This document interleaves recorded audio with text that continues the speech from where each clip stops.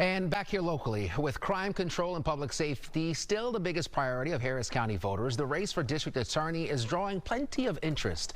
Fox 26's political reporter Greg Groogan sat down one-on-one with Republican candidate Dan Simons on who now says the rights of criminals should never outweigh the well-being of victims. Right off the top, what do you bring to the table? I grew up homeless and in foster care.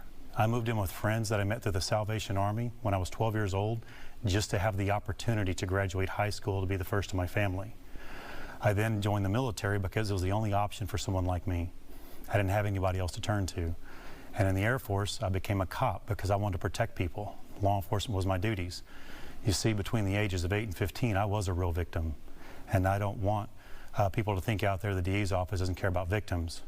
While my opponent is running on empathy for the criminal justice system, I run on empathy for victims. Dan, you talk about your time as a prosecutor.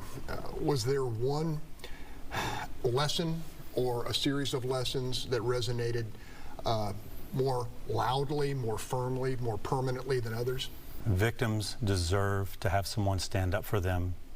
Sometimes victims don't want to stand up for themselves, and you have to be the person to do that. And as a prosecutor, I gladly took on that responsibility. Dan, if elected, what would the DA's office look like with you at the helm? You've got two types of criminal defendants down there. You've got ones we're mad at, and you got ones we're afraid of.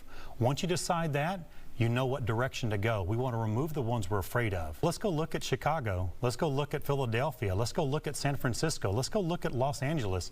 Let's look at Portland and how that's worked out for them with people similarly situated. Look at Austin and how Austin is. That's coming to Harris County in warp speed, and the only thing standing in the track stopping it is me, and I'm not moving. And Simons will face off against Democratic candidate Sean Tier in the November election. We'll be right back.